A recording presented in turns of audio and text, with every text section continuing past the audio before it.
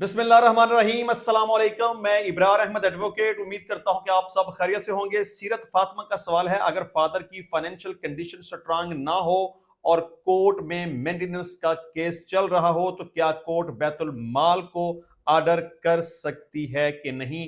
देखिए जी, सबसे पहली बात तो यह है कि अगर कोई भी खातून अदालत में अपने खर्चा नानो नफका का या अपने बच्चों के खर्चे का अदालत में दावा दायर करेगी तो वो दावा 100% उस औरत की फेवर में डिक्री होगा। ये एक अलग बात है कि उसका खामद क्या काम करता है, वो कितने पैसे कमाता है, वो कितना खर्चा दे सकता है, उसकी माली हैसियत क्या है। तो अदालत औरत का बयान रिकॉर्ड करने के बाद उसके खामद की माली हैसियत को मद्देनजर रखते हुए केस का फैसला करेगी और केस का जो भी फैसला आएगा वो औरत की फेवर में आएगा। अदालत की मर्जी है कि खामद की माली हैसियत को देखते हुए कितने पैसे उसे अदा करने का हुक्म देती है। पहली बात तो यह है कि खर्चा किसने अदा करना है? औरत के खामद ने, बच्चों के बाप ने। अगर वो खर्चा अदा नहीं करता या गरीब है, उसकी फाइनेंशियल पोजीशन ठीक नहीं है, जो कोई भी सूरत हाल है, तब भी जिम्मेदारी उसी की बनती है। अगर वो अदा नहीं करेगा तो उसके वारंट गिरफ्तारी निकलेंगे, वो गिरफ्तार होगा, वो जेल में जाएगा और 1 साल तक वो जेल में रहेगा। अब यहां दूसरा सवाल यह पैदा होता है कि जेल तो उसने गुजार ली, इसके बावजूद भी वो खर्चा अदा नहीं करता तो क्या होगा? तो इसका जवाब है कि एक दफा ही उसे जेल में जाना पड़ेगा, दोबारा से उसको जेल में नहीं भेजा जा सकता। हां, अगर उसकी माली पोजीशन बेहतर हो जाए तो अदालत उसे कहेगी कि वो खर्चा अदा करे, या उसके पास कोई प्रॉपर्टी हो तो अदालत उसकी प्रॉपर्टी को अटैच करके नीलाम कर देगी और बच्चों को और उसकी बीवी को खर्चा अदा करेगी। लेकिन अगर कुछ अदरवाइज सूरत हाल हो तो फिर अदालत बैतुल माल को हुक्म दे सकती है कि वो उस औरत का और बच्चों का खर्चा अदा करे। सवाल है, अगर मां के नाम पर कोई जायदाद है मगर मामू ने उस जायदाद पर नाजायज तौर पर कब्जा कर रखा है तो हमें क्या करना चाहिए? अच्छा, यहां एक बात बड़ी इंपॉर्टेंट है और समझने वाली है।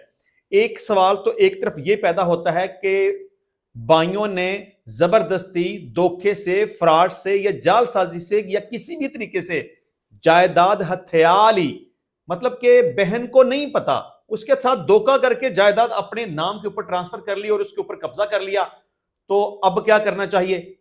जब बहन को पता चले तो उसे चाहिए कि वो अपने भाई या भाइयों के खिलाफ FIR का अंदराज करवाए और अदालत में जाए और जो भी इंतकाल हुआ है उसे मनसूख करवाए। लेकिन अगर उसने अपनी जिंदगी में ऐसा ना किया तो उसके मरने के बाद उसके बच्चे अपने मामू के खिलाफ केस दायर नहीं कर सकते। अब इस सवाल का दूसरा पोर्शन यह है कि अगर जायदाद मां के नाम के ऊपर है और मामू ने कब्जा कर लिया तो इस सूरत हाल में आप अपने मामू के खिलाफ एक दावा दायर कर सकते हैं, क्योंकि वो जायदाद आपकी वालदा के नाम के ऊपर है।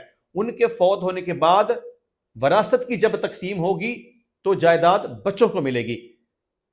तो बच्चे अपनी वालदा का जो हिस्सा उनके पास आया और वो जायदाद जो उनके मामू के पास है उसे वापस लेने का हक रखते हैं। अगर मामू वापस ना करें तो भांजों के पास कानूनी तौर पर यह राइट मौजूद है कि वो अदालत में जा सकते हैं, दावा दायर कर सकते हैं और अपनी जायदाद का कब्जा वापस ले सकते हैं।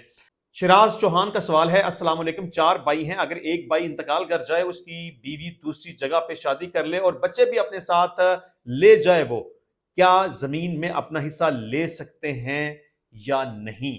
देखें जी, भाई अगर मर गया तो उसकी बीवी और उसके बच्चे ही वारिस होंगे, कोई दूसरा बंदा वारिस नहीं होगा।